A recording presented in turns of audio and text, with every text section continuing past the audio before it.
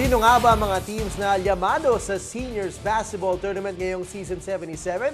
Para tulungan tayo i-break down ang mga kompetisyon, kasama natin ang UAAP star turned basketball analyst na si Kirk Long. Kirk, welcome to The Score. I think this is your first time with me. Second time. Last year, same time. Same time of the year. All right. Okay. Well, let's break this down. Season 77, a very exciting one. Everybody has already said that they're seeing LaSalle as the team to beat, being that they're defending champions. They only lost one or two guys, but in fact probably even got stronger. But let's look at it with the matchups who are playing right away. Tomorrow we have two games. We start off with UP versus the host UE. UP's got a big challenge on their hands. They lost some pretty key players, some good players like Marata and Soyud as well. But it's the first full season for Coach Ray Madrid to prepare with them. On the other hand, you got UE. You got a new coach as well, Coach Derek Pumaren. And from what we've heard, they've been looking good. And I can just imagine that vaunted press with Mami or Arafat as an anchor. Well, how do you see this matchup playing out tomorrow? Yeah, definitely with Coach Derek being there and that Humaran press that LaSalle and UE have had in the past, and the energy of them being the host for this year, that definitely is going to play a factor for them. And UP just has to still find some confidence in there somewhere. They've struggled the last several seasons. But there's nothing better than to start with a win on your first opening day. So they got to come out with all the confidence in the world that they're there to win. And so it should be a good game. And to shock the host as well. Yep. All right, let's talk still a bit about UE. I mean, if I'm not mistaken, the years that you played, you were up against the Pumaren-led LaSalle, correct? So you played against that kind of a press. And as well as UE, my first year, they went 14-0. There you go. With that as well. Year, and then lost to LaSalle in the end. How tough is that? And can you imagine? I was trying to think back. I never saw in that UE defense or in LaSalle that they never had a monster athletic anchor at the back end like a Mami or an Arafat. What would that be like? That you might be able to zigzag your way through that press and then you try to attack the basket and oops, there's a 6'9" guy defending the rim. That definitely is a big factor in it. And it's nice to have those rim protectors. You can even be more aggressive up top. Right, yeah. The thing is, that's where it started. At least for me, as a freshman point guard, when I went against UE or LaSalle, that's what was scary, is they had such quick guards, and they have that in Sumong and a few others. And so we'll see if they can buy into and force those turnovers that they have in the past. Right. Well, they promised that as well when we talked to Coach Derek last time. Okay, second game up tomorrow. Defending champions LaSalle up against FEU. FEU, of course, big challenge to have a new look now without their two big stars. RR's gone, Terrence is gone, but there's a lot of talk that they've been playing better as a team because those two guys were very ball heavy. Let's put it that way. That they really had the ball in their hands. But with Coach Nash being able to execute the dribble drive, more disciplined now, do you think we'll see probably an even better FEU? It could be very likely. They've always struggled in the second round trying to find and sort of hitting their top speed at the right time. And so with that teamwork and with guys like Escoto coming back and Hargrove, they have a deep bench in some ways with different guys there. So if they find their rhythm at the right time this year, they could be a tough team to beat.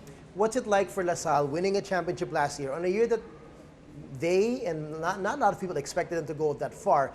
Is there pressure now to win back-to-back? Is there pressure to put on some kind of dynasty like the way that Pumaren's LaSalle did then, your batch of with Coach Norman Black? Because after this year, they're going to have a stronger team next year with guys coming in like Mbala as well. So what do you think is on their mind now of coming into a season that they can win back-to-back? Yeah, on their mind, it starts with their coach, and he always preaches them to work hard in practice, one day at a time. And I think with that demeanor, it helps those players relax and it helps them be more confident. So I think they'll continue to grow from even last year and continue to get better as a team. And they have some new guys in Sargent and different people this year. And I think this is the start of something big for LaSalle potentially, because if they keep that mindset and with the talent they have, they could really become a dangerous team. All right. Well, on Sunday, we're going to see your alma mater, Ateneo, going up against Adamson, and this is an interesting matchup as well because Adamson admittedly is in a rebuilding mode. They have 11 rookies. That's what new Coach Kenneth Duremdes told us. And they're going up against Ateneo, who also as well have a lot of rookies. And interestingly, I think these 5 or 6 rookies will already be an integral part of the rotation. So how will that be like for Ateneo? You know, it's I can't remember the last time that your school had that many rookies coming in at the same time. Yeah, it's definitely been a while. I can't remember either. And there's a lot of question marks there for both squads that go up. So we'll find out a lot of answers on Sunday.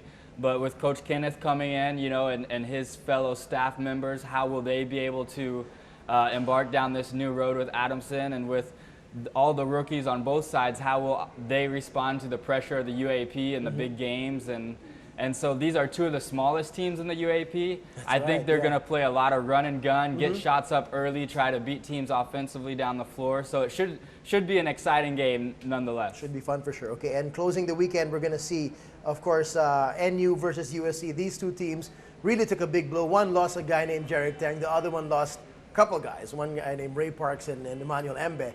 How are they going to transition? Talk about NU first and how Coach Eric is going to try to regroup his boys. He still has help from the other foreign players who are coming back, Betayen and Aroga, and we know those guys can play, especially they can play defense. So what is NU going to look like this year? Yeah, NU will start.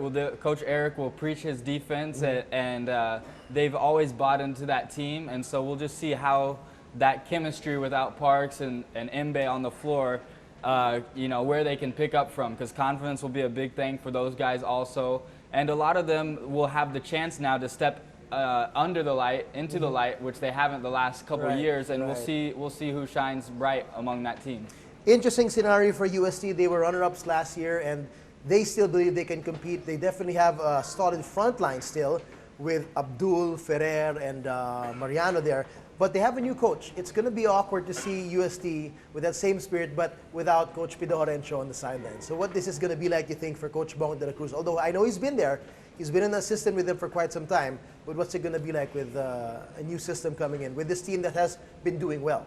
Yeah, they have been doing well, and I think it's in their blood now with Aldrin Marian, with Ferrer, with Abdul. Those guys like to win, and they do the little things and the gritty work that get wins in the UAAP. So I think those guys will have to step up as leaders also on the floor.